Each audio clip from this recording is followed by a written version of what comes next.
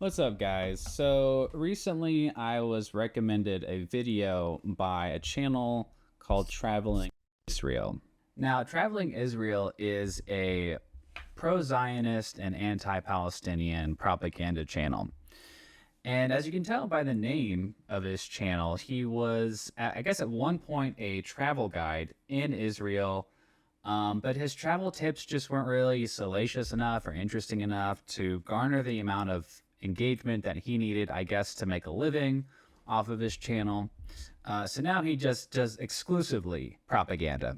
But in this video, which is titled Top 5 Restaurants in Gaza, Summer 2025, Genocide Never Tasted So Good, which is a disgusting title, by the way.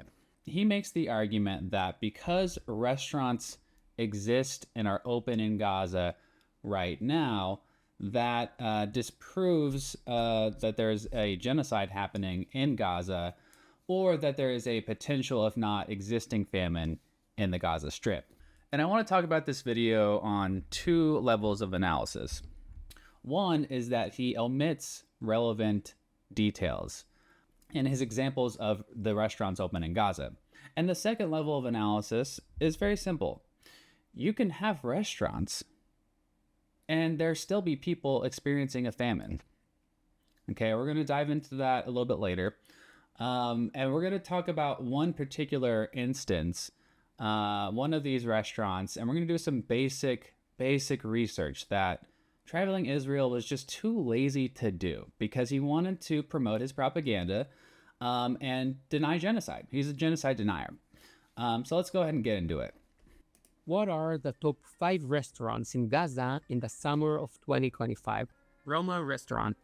Now, if you're in a mood for something a bit more high-end, Roma is the place.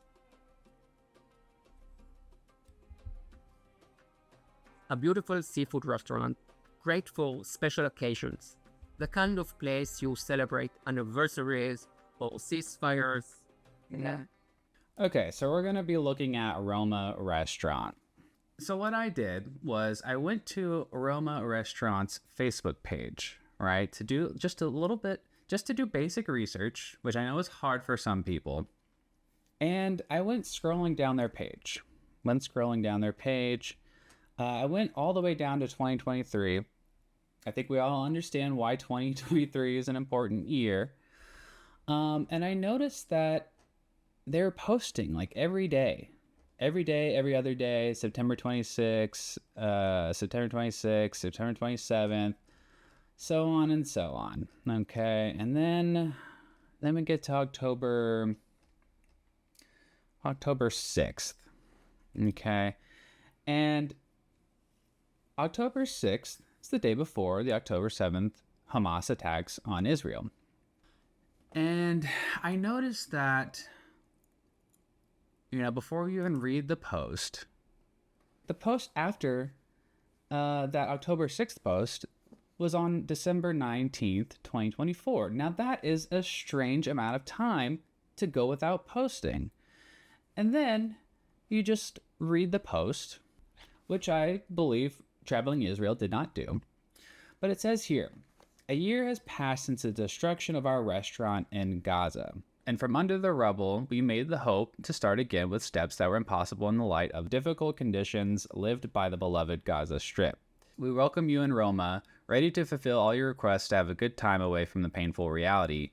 We are waiting for you. So I feel like that post is extremely relevant because Traveling Israel is making it seem as though all of these restaurants are just open, they're thriving, there's no threat to the existence of these restaurants. And one of them that he picked was, in fact, bombed by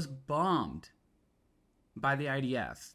So I've decided to figure out when that happened. When did that happen? And I found them on YouTube, right? This is the same guy. Okay, this is their YouTube channel. And I'm looking at the last short that they posted. Okay.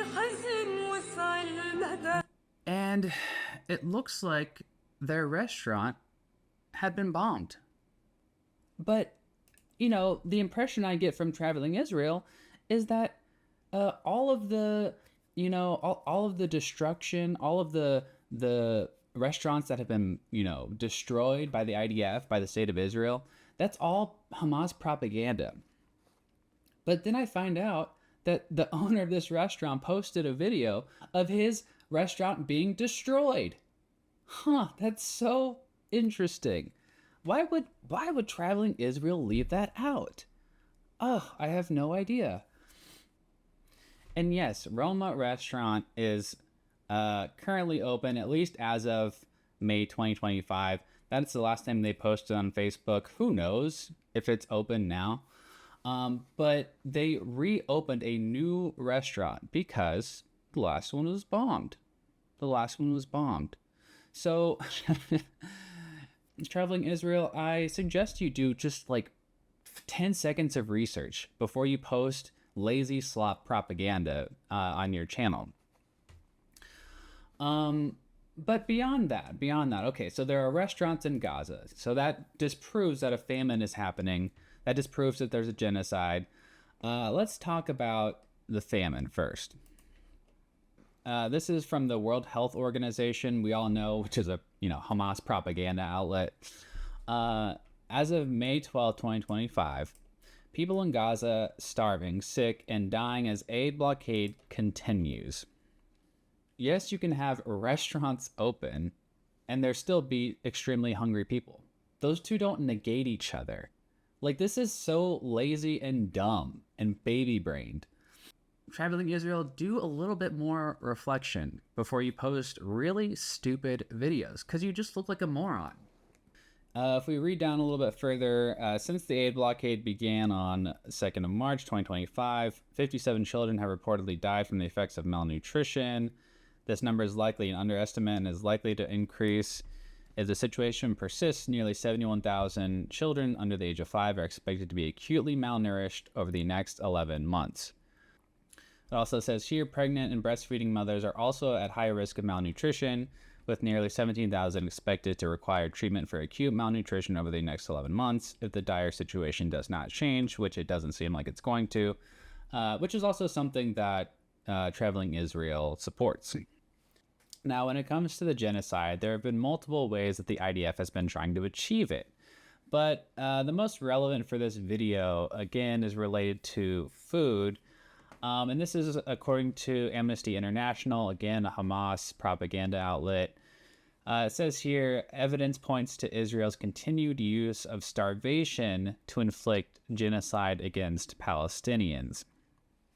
Evidence gathered by Amnesty International demonstrates how over a month since the introduction of its militarized aid distribution system, Israel has continued to use starvation of civilians as a weapon of war against Palestinians in the occupied Gaza Strip, and to deliberately impose conditions of life calculated to bring about their physical destruction as part of its ongoing genocide.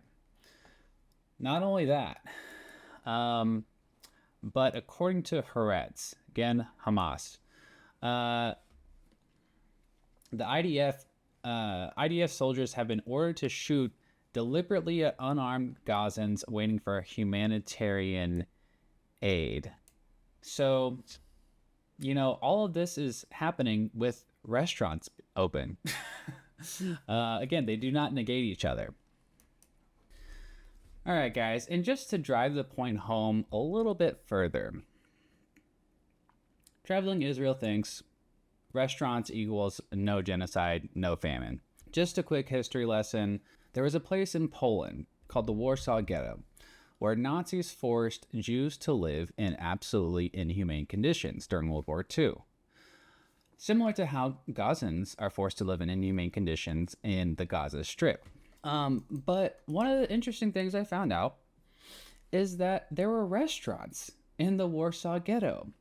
For instance, the Adas restaurant on Lesno Street. Now, I probably didn't pronounce that correct.